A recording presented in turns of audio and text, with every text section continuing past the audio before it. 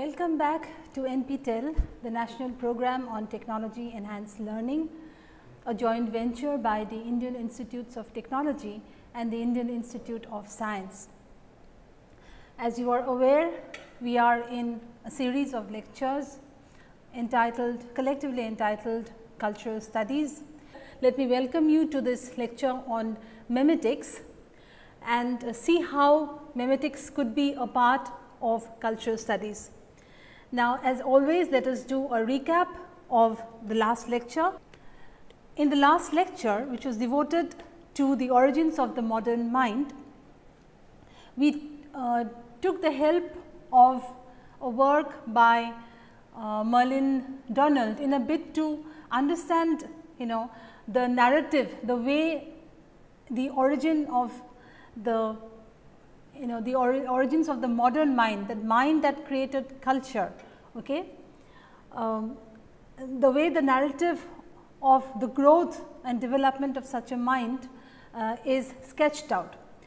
I also added a caveat in that lecture, wherein I said that this may not be the one we are following, that is the narrative sketched out by Merlin Donald, need not be the only or even the the only authentic picture of how it began. After all, as you saw in our lecture in evolutionary psychology, these are always processes of reverse engineering. Okay, we go back by looking at our current current propensities and current capabilities, right. So, the essay that we looked at was origins of the modern mind and the three stages, and we found that there were three major transformations in that. The first transition involved mimetic skill and auto-cueing, and we understood auto-cueing as recollection in memory that did not need any external clues, right, and mimetic skill as representation using the whole body. Second, we found that in the next transition there was a lexical invention which eventually led to the formation of myths, okay, and storytelling, that is narrative thought.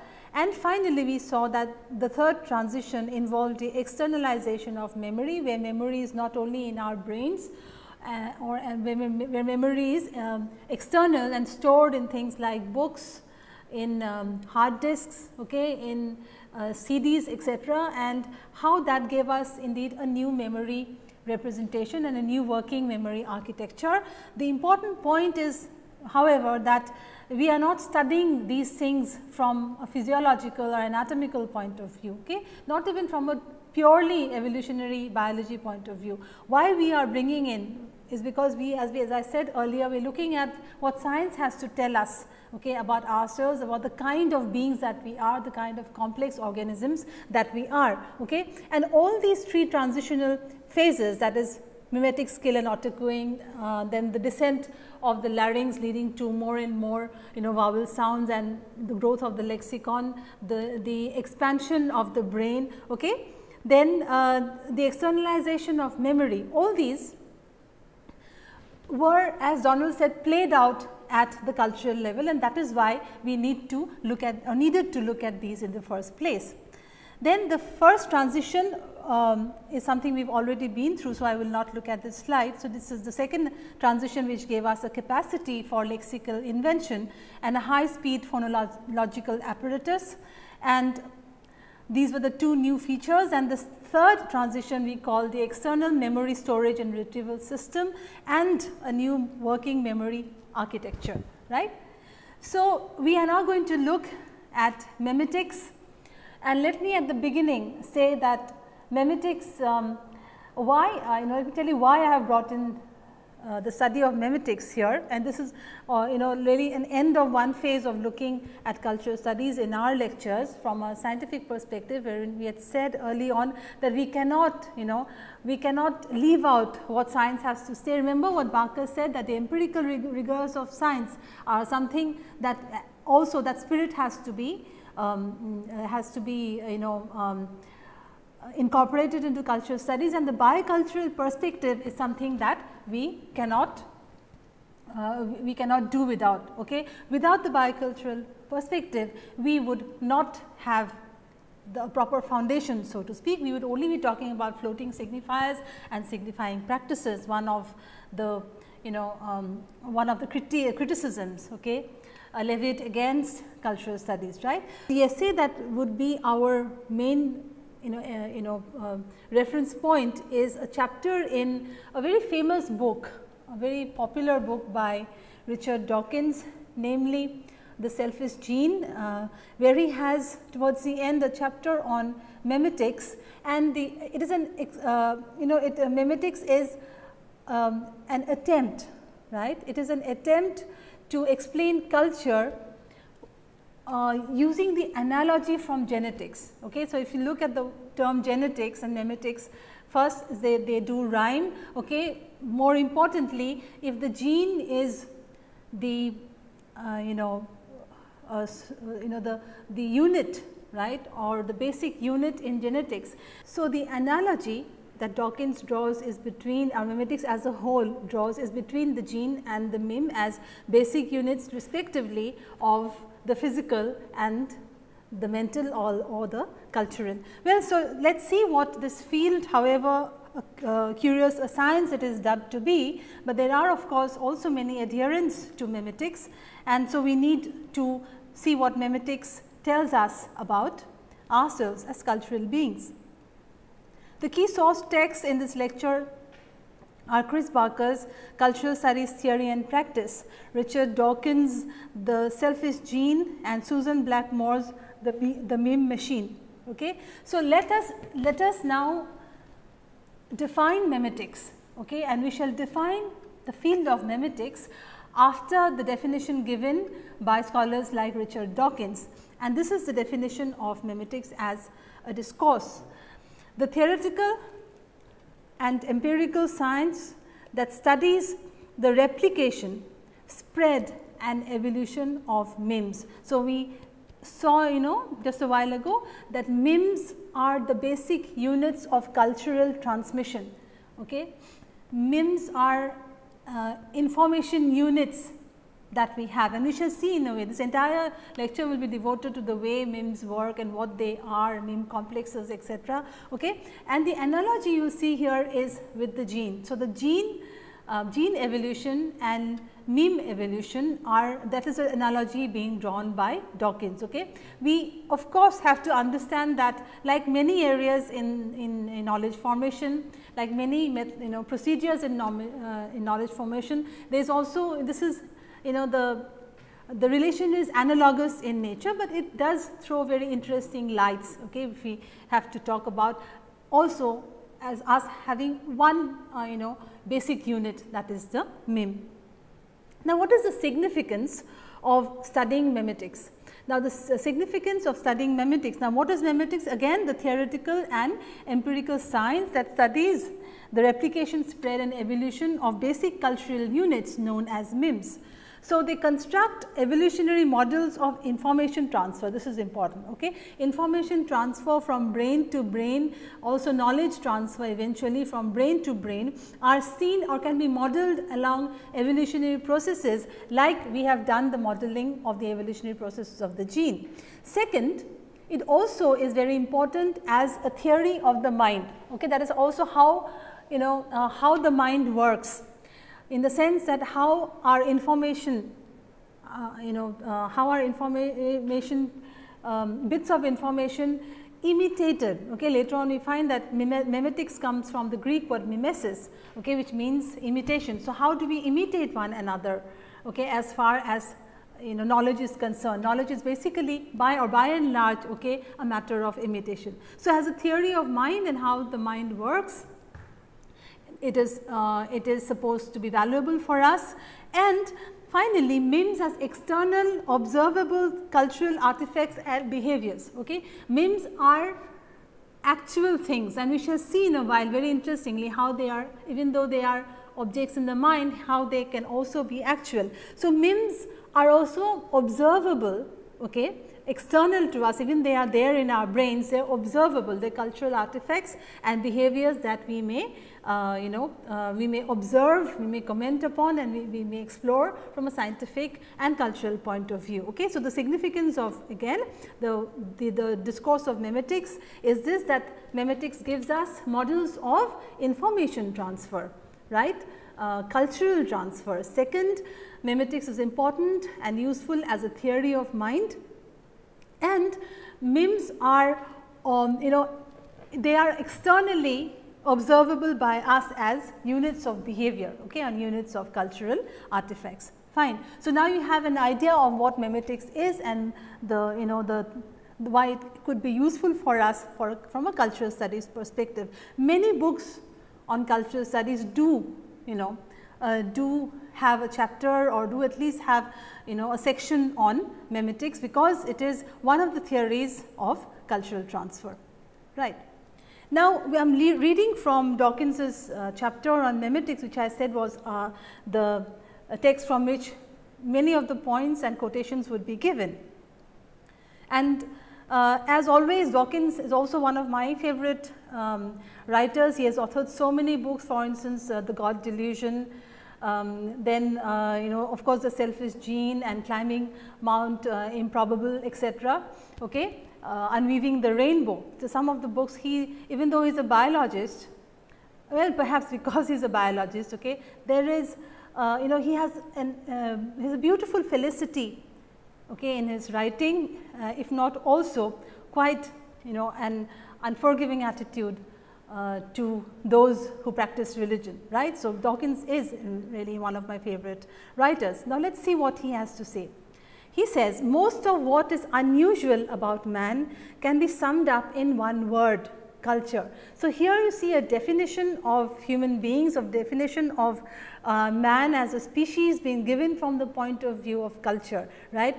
We have definitions of man given from the point of view of religion, from the point of view of science, for instance. Okay. Here he says whatever is unusual about us, at least compared to other species, is culture. Now, this is not to say that other species do not have culture, okay, but the level of sophistication that we have, the level of variety that we have, the complexity that we have in our cultural formations, in our cultural behaviors, in our practices and in the artifacts that we create, definitely these are incomparable, and that is what makes, according to Dawkins, makes us unusual as a species. Then let us read on again. I use the word not in its snobbish sense, but as a scientist uses it. Okay. So, he says this is important, and that is why we need to look at this. He says, I am looking at the word culture not in a snobbish sense. Further,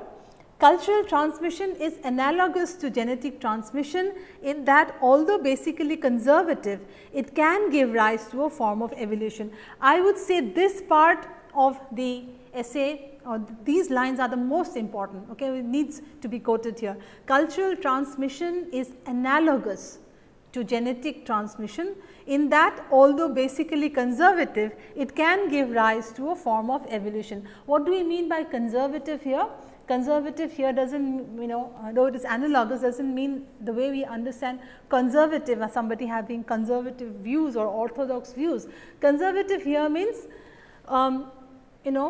more resistant, right, to change, right. So, you cannot have changes very quickly. He says cultural transmission is also, it is not that culture changes very quickly or very frequently. There are things that are conservative in culture, but at the same time it does give rise to change, and it is this, what is this form of evolution of cultural change? How does it change? How does it evolve, really, using words from biology? This is what is the aim of Richard Dawkins and the aim of other practitioners of memetics like Susan Blackmore, as I have mentioned a while ago. Okay. And it is in this spirit that we have to look at memetics as a part of cultural studies.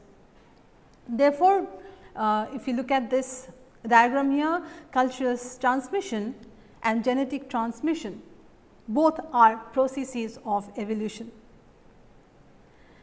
Then what what comprises memetics? Okay, what are MIMs? and this is what Dawkins has to say. Fashions in dress and diet, ceremonies and customs, art and architecture, engineering and technology, okay, all evolve in historical time that looks like highly speeded up genetic evolution, but has nothing to do with genetic evolution. Okay. So, anything cultural, anything we will say man made, be it the high technology that you are learning, be it art, be it even things like fashion or even fads in music and dress, be these customs, rituals and ceremonies that we practice, okay, architectural designs and forms, all these things are to be studied under memetics. Why? Because they are cultural forms, okay, and importantly that they have a trajectory of development or trajectory of evolution that has, this says, nothing to do with genetic evolution. So, now we all this while we have been talking about genetic evolution, okay, biological evolution.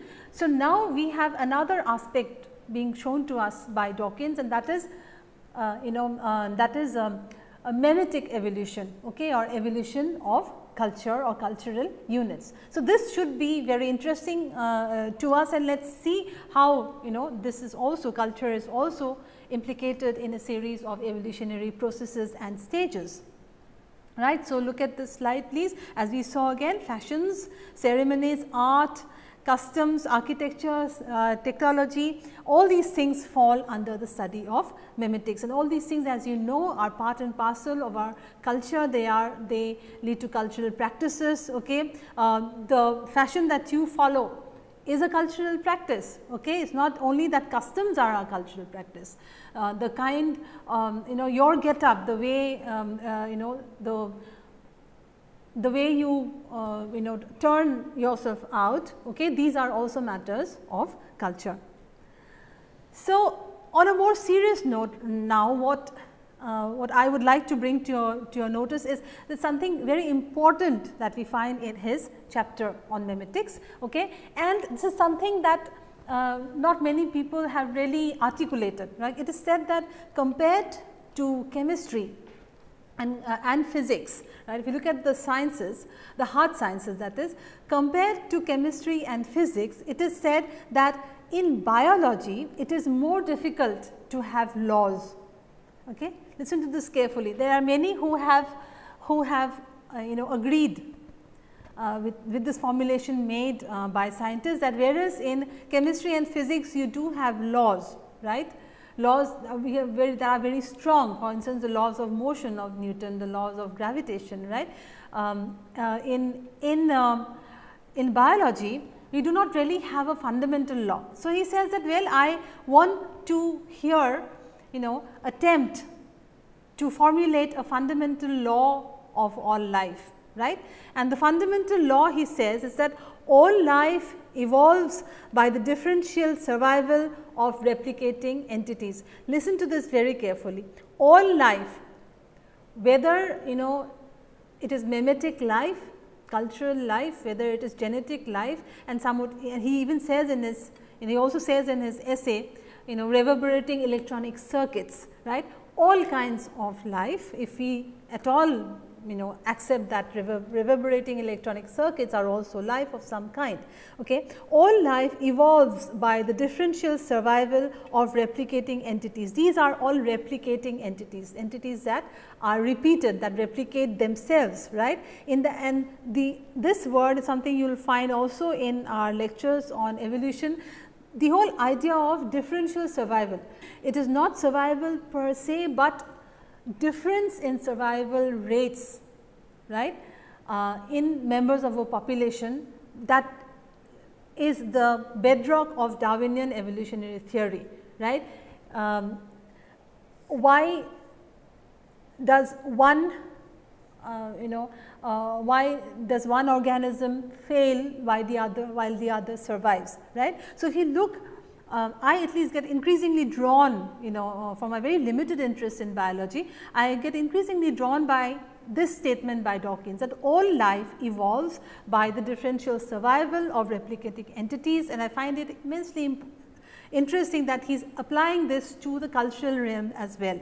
Now, he then asks this fundamental question, are genes the only replicators? Okay, we have already said, always said that genes are replicators, they get transmitted from generation to generation. And he says that, well, all this while the sciences have told us that genes are the fundamental replicators of the world. Can we not say that there is something else that is also evolving, something else that is also evolving by differential survival, that is also replicating itself, right? And then he has an answer to this question. He says that the MIMs, or what are MIMs again? Let us recall the definition of MIMs. MIMs are the basic units of cultural transmission.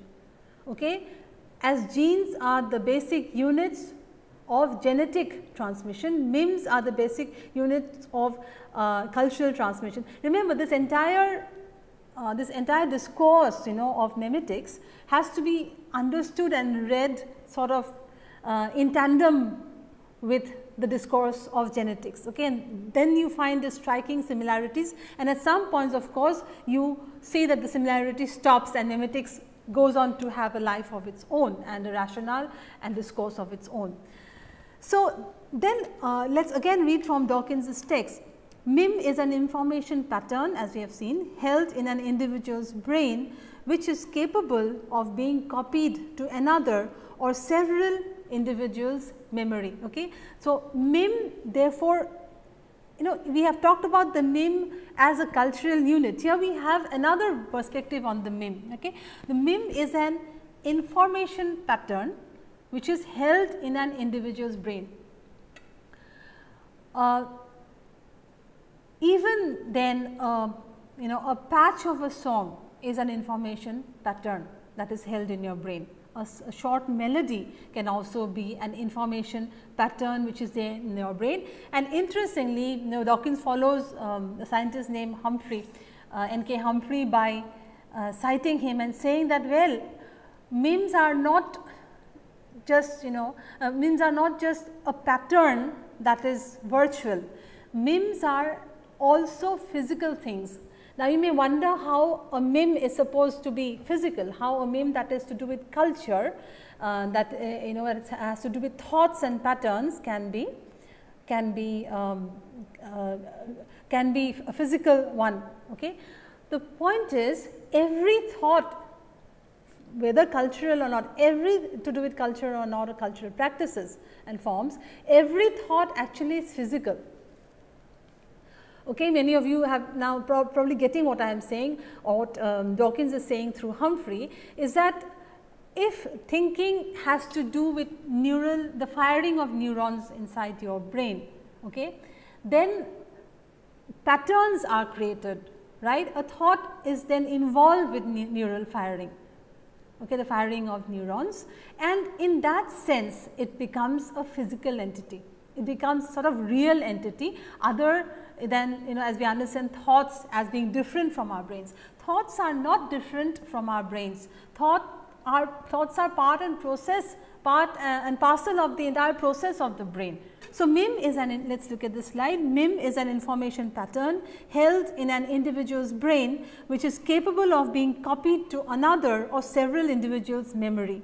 The etymology of the word relates to the Greek word mimeme. This is important, for something imitated. As I mentioned a while ago, the word memetics comes from mim. Mim is borrowing from the Greek root word, or sorry, the Greek word mimeme, for means something imitated.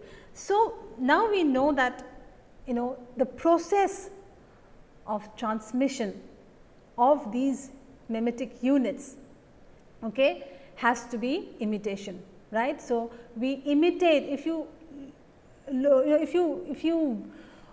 consider it very deeply, if you reflect on it, you will understand that most of the things that we do are imitations.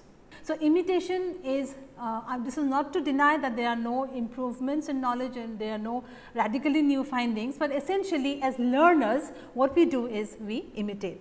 So, again this slide, as Dawkins says, here it refers to evolutionary principles in explaining the spread of ideas and cultural phenomena. So, we all these lectures before this we saw evolution came in a big way in a couple of lectures, and we are really ending this part of this module by finally trying to sort of crack the cultural code, if I may use the word, okay, to finally see how we may explain cultural evolution. Therefore, mime is miming or something imitated, and then Dawkins says that let's now, we have made an analogy, we have rhyme genetics and memetics, we have talked about gene and mime, okay, we have made an analogy, but we need to stop here, right, and see how memetics can be carved out as as a discourse in its own right that does not borrow or lean so heavily on genetics. Okay. So, let us read from him. For an understanding of the evolution of modern man, we must begin by throwing out the gene as the sole basis of our ideas on evolution. Mime can be termed as a noun that conveys the unit of cultural transmission or a unit of imitation. A mime could consist of a single word, or a mime could consist of the entire speech in which that word first occurred. So, mime and its pattern may hold one word, simple word, as I said, a part of a symphony or an entire symphony. Therefore, we see that the mime is a noun, and as a noun it is a unit of cultural transmission or of imitation. Then Dawkins goes on to again draw, he says that like we have gene pools, we also have mime pools, right. In the gene pools, we have genes that are used for reproduction. In the mime pools, there are mimes, okay, that are transferred to through a process, or that are reproduced rather through imitation. So, examples of mimes again may be, and he explicates this further by saying that these are tunes, okay, from music, these are ideas, these are catchphrases, clothes, fashion, technology, even language, and even religion, okay, because all these have to do with culture or way of life. Okay. Show me any one of this that is not part of culture or way of living or part of our cultural forms and practices, right. Then Dawkins moves into an area which many may consider controversial. He believes that the idea of God is really a psychological crutch that human beings need in the face of in the face of despair, in the face of the unknown, in the face of grief, okay, that it's a crutch that's very important. It's not that it's not important, okay, and he in a way by saying that it's a psychological crutch, however indirectly, okay, is saying that this is something that is used by people. But he also talks about the fact that after all, as as a part of our thinking, okay, as a thought unit, God should be and has to be considered also a mime, okay, or a cultural object that is there in our brains. And then in typical Dawkins style, this is how he argues, okay, against the existence of God, and he says this: the everlasting arms, obviously referring to God. God is shown as somebody who will embrace us after our death, okay, into his everlasting arms. The everlasting arms hold out a cushion against our own inadequacies, which, like, look at this, a doctor's placebo is nonetheless effective for being imaginary. Look at this very carefully. He says that the idea that there is a God who will always protect us, the idea that it's like a safety cushion, right?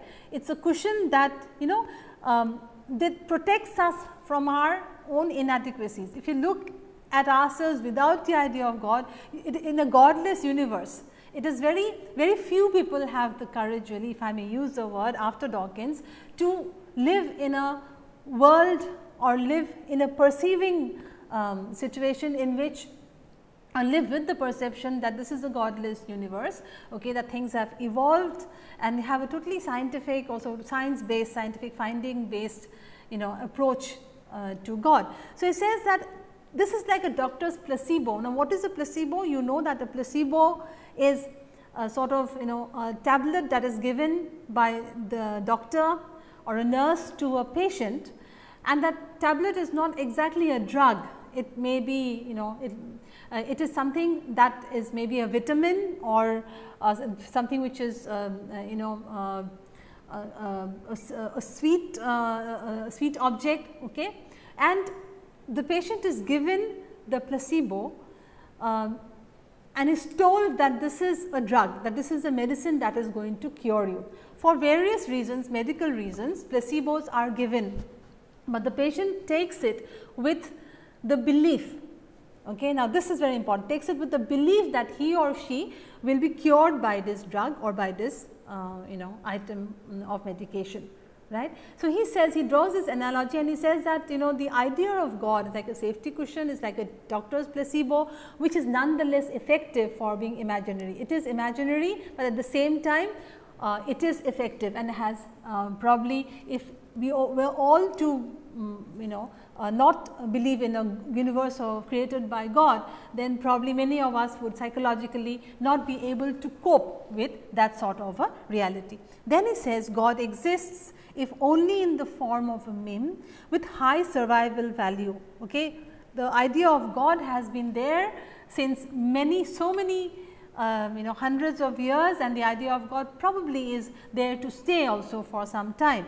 God exists if only in the form of a meme with high survival value, evolutionary speaking, or infective power. Look at the word he uses, infective power in the environment provided by human culture. So, the idea of no God and the idea of God, if you say that evolutionary, in an evolutionary schema, the idea of God by differential survival, the idea of God has survived, while the idea of no God is yet to has not survived, or is yet to sort of as Dawkins would believe, is yet to make itself win over the idea of a God, right. So, it has high survival value, one of the requirements of a meme to survive, and we shall see there are other the other qualities that memes should have to survive. So, what are the features that memes should have in order to survive? These are longevity, fecundity and copying fidelity. A meme has to be around for a certain amount of time to be transmitted, okay, to be accepted by people and to be transmitted from, as it says, from brain to brain. Okay. Then there has to be a certain fertility, fecundity about the meme, and there has to be a certain copying fidelity. You can not say that the meme has been transmitted and give a radically different view, okay, of the meme. He gives an example of Darwin's theory of evolution, right. Say in passing from person A to person B, Darwin's theory of evolution may undergo changes, right, but the essential components and the essential, so to speak, description or delineation of Darwin's theory as he gave it, that is something that has a fidelity about it, okay, and we are expected as teachers, and we teach it or refer to it, we are expected to be as close to the original as possible, right. So, these are again an important point in his essay, that these are the three features that are required for a meme for it to have a survival value. Then there is another interesting portion where he talks about mutually assisting memes, right. He says that memes are never in isolation, right. Memes are not discrete units. Memes, we know that memes are there in the meme pool, like genes are there in the gene pool. He also says that some memes sort of, if you look at visually, some memes come together and coalesce, right, to form certain complexes, right, where they assist one another. One meme will help another. Now, you can take the idea, he also gives us the idea of God and the ideas in religion, right. He says, now let us read from him, some memes become associated with one another, and this association assists the survival of each of the participating memes, leading to a very strong, what we call meme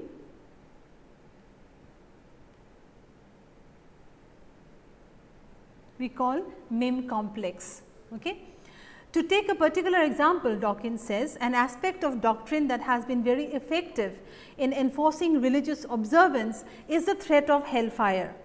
right. So, the idea of God, the idea is tied to the idea of eternal punishment or of eternal damnation or eternal reward. You cannot separate the two. You cannot simply say that there, at least in established religion, right. You cannot say that only the idea of God is there or that God exists. Okay. There are many supporting cultural institutions, cultural forms and memes. There are many kind of thoughts or units of thought that add or fortify, so to speak, these mega memes like the God meme, right. So, the threat of hellfire after death, depending on what kind of life we have led, if we have led a so called bad life, then we are supposed to burn in hell, as the famous phrase goes, right. Then he says, however, so he therefore is not simply describing these things and telling us in a very academic sort of way or in a in a non involved sort of way what memes are. He has his own way of putting things, as it were, and this is what he says: the threat of hellfire is a peculiarly nasty technique of persuasion, causing great psychological anguish throughout the Middle Ages and even today, but it is highly effective. Okay. So, you see the God meme has survived. The God meme may have caused a lot of anguish in people, and certainly in children. If he says, that is what Dawkins says, if you indoctrinate children in the idea of if you do this bad thing, you will rot in hell or burn in hell. He says this is extremely damaging for children, and it has in earlier times caused a great deal of psychological anguish in humanity, particularly in the Christian world, right. Then he gives us an example of how, all this while we have been talking about memes and genes, but he says, as I said earlier, that he is going to come away from genes and is going to show us some differences. Well, he says that memes and genes may not always reinforce one another. Okay. Now, let us read. He says conflicts among memes and genes, and I will quickly go through his words. Memes and genes may reinforce each other, but they sometimes come into opposition. Meme complexes evolved in the same kind of way as co-adapted gene complexes, that is what we have seen. Selection favors memes that exploit the cultural environment to their own advantage, and this is, the God meme, for instance, is an example, or other memes, these are examples of a meme being able to exploit its cultural environment, which is essentially we identify, Dawkins identifies as an environment of fear of the unknown, okay, fear of death, fear of loss, grief, etc. Okay.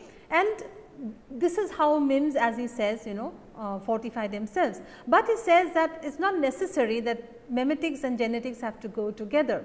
Now, he gives us an interesting example of celibacy, right, and he says that celibacy, how can if celibacy is a meme or a thought in our minds, an idea in our minds, then, and if genetics is about, or if evolution and survival is also tied into reproduction, and we are supposed to transmit our genes, right, to the next generation, then how do you explain celibacy? Celibacy then becomes an anomaly, right, it becomes like suicide. Okay.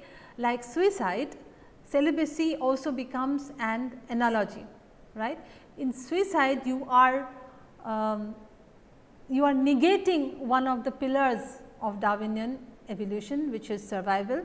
In celibacy, you are negating another pillar of Darwinian evolution, that is reproduction. Okay. So, let us see how he puts it. For example, the habit of celibacy is presumably not inherited genetically. A gene for celibacy, puts it beautifully, a gene for celibacy is doomed to failure in the gene pool, whereas a meme for celibacy can be successful in the meme pool. Now, celibacy particularly, if we see it as another supporting meme for the God meme, okay, as far as priests in some denominations are expected to be celibate.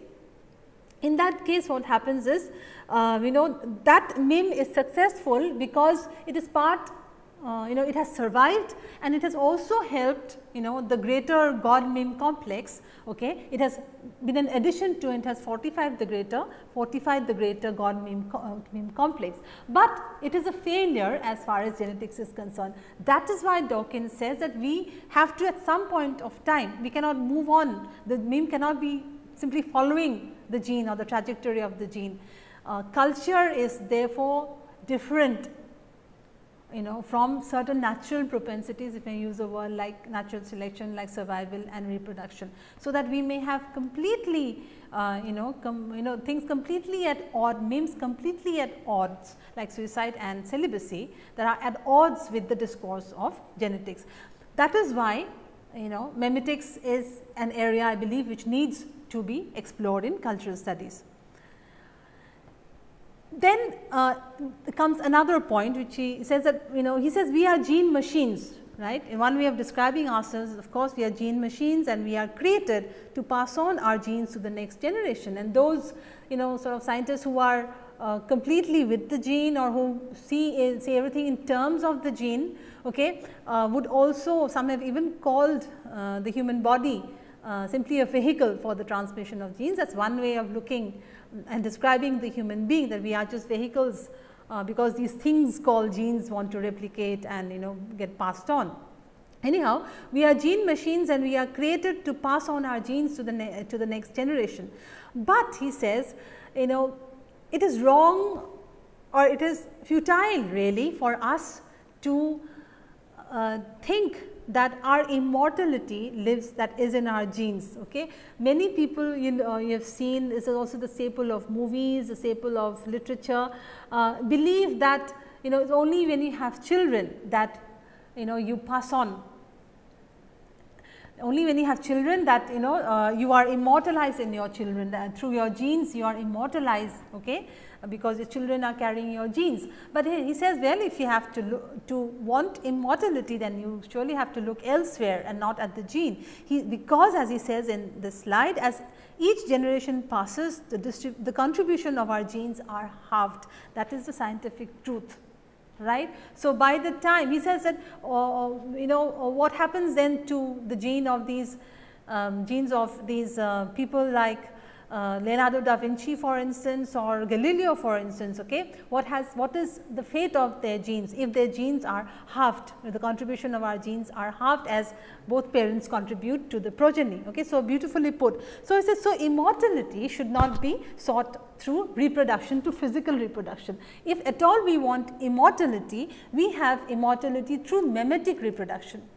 We remember Socrates, we remember Einstein, we remember Newton, Marie Curie, we remember all these great personalities, Mozart, Beethoven. We remember them not through people who are so many generations removed from them. We do not even know how many of us know who whether Galileo had children. Okay, Newton did not have children. How many of us know where the genes of Socrates are, right?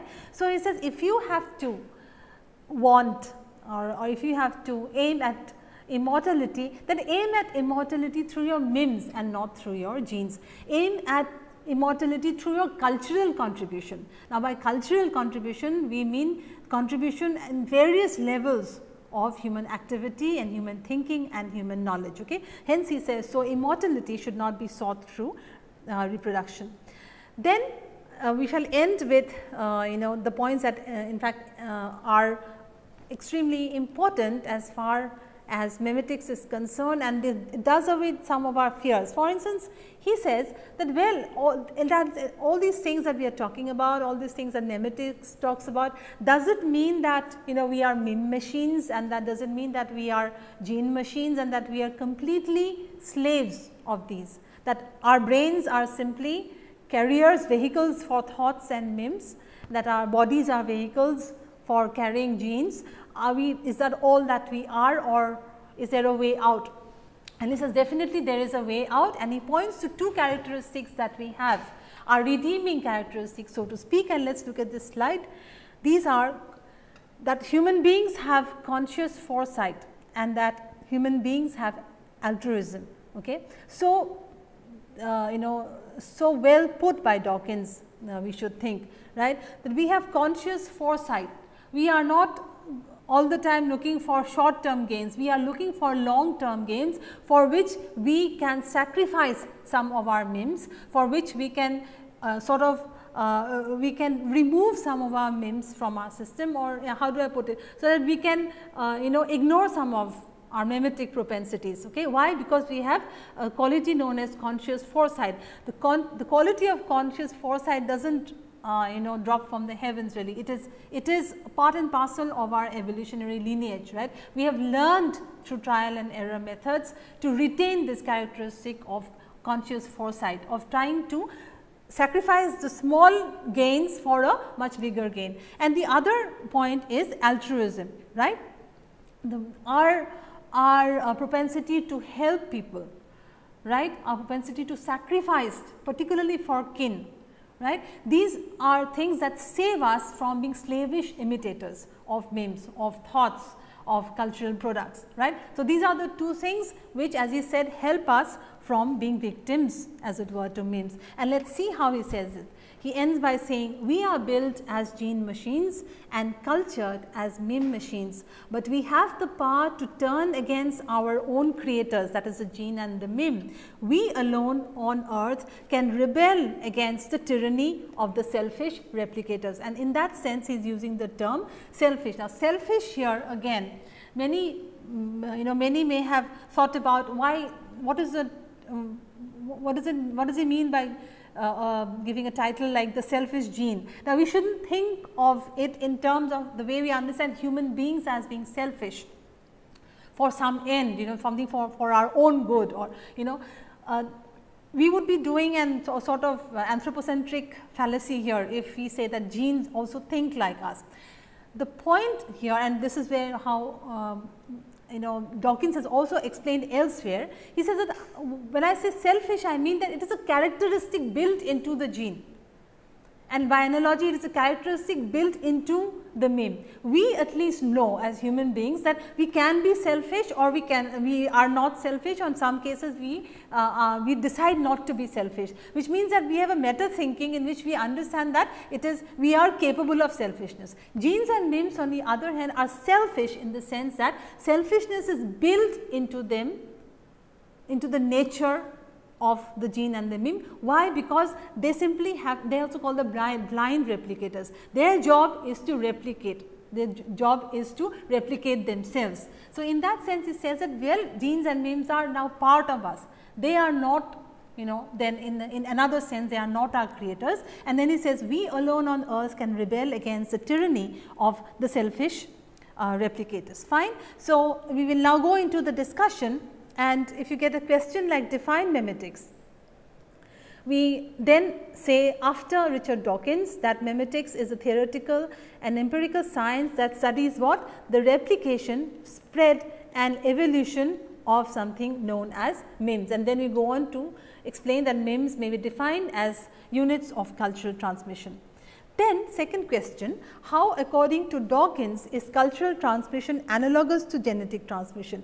Now, we will use refer to this portion of his essay where he says that cultural transmission is analogous to genetic transmission because it can give rise to a form of evolution, and evolution really is a connecting term here. Why? Because we are understanding both genetic evolution and memetic genetic reproduction and memetic reproduction or imitation through as an evolutionary process. Okay. Then what according to Dawkins is the fundamental law of all life, this is really my favorite, all life evolves by the differential survival of replicating entities, and it may be silicon based life, carbon based life, okay, it may be the life of the MIM, okay, but the law, if at all we have to zoom, we can zoom in, this is of course not a textbook law, but it is a formulation been given very ingeniously by Darwin, as after all he is a biologist, and it says all life evolves by differential. We have talked about explain what differential survival is. The differential survival or differential reproduction entails having a difference with competing organisms. Okay. So, all life evolves by the differential survival of replicating entities. Then cite a few examples of MIMs. Examples of MIMs, as we saw, are all the things that have to do with our cultural forms and artifacts, like tunes from music, ideas, catchphrases, fashion, ways of making tools, pots or architectural forms, even language and religion. These are all products of our culture, and these are also MIMs. Again, these may be just a snatch of a song or part of an idea, or short catchphrases, or even part of language or religion, and it can be the whole of a symphony, for instance, instead of a short patch. All these are to be considered as MIMs. Then what are the survival qualities of MIMs? The survival qualities of MIMs are that they have to live long enough to so that they can be as in genetic transmission, that they should be around, so to speak, in the mimosphere, if I may use the word. In the mimosphere, they have to be long, to be around for long in order to be transmitted at all. Then second, there has to be a certain fecundity or fertility about them, and a copying fidelity. The MIM will not remain, it will become another MIM, okay, if you change the original MIM too much. Then why does the God MIM have high survival value? And this of course is typical Dawkins, and he says that the God, the idea of God is really an idea or a MIM, right. In the it has high survival value because of its great psychological appeal. It, remember, he says, even if it is imaginary, it is effective. It is a psychological crutch that is used. It has great psychological appeal. Ideas like the afterlife, ideas like the that we can take refuge in God after our death, etc., or that at least that the wrongs that we have received in this life will be remedied in the next, etc., and we we can go on to higher forms of forms of life that we do not usually know about. All these are extremely appealing and helps humankind. Okay, we have to at least grant this, that it helps humankind live, otherwise there would have been probably complete chaos in the human population. Then what are the finally what are the two qualities we possess that may not have evolved mimetically? The two qualities that we have which save us from being complete slaves to MIMs, okay, and to genes are our capacity for conscious foresight and our capacity for genuine altruism, right. So, these are the two things which ensure that we are not slaves or slavish imitators, right, or we are not completely ruled by our genes and MIMs. Well, this is where we stop here, and this also ends the the scientific, so to speak, right. The work on memetics, or this course of memetics, really a bridge between what we have done before, which is a scientific way of looking at culture, and to see what bioculture has to tell us about ourselves. And after this, we will be moving into some other areas, and I really hope this was useful for you. Again, as I said, a controversial field, but this is something that many people have added in their understanding of culture. Why? Because memetics is a theory of culture, and that is why we need to incorporate study. Thank you so much.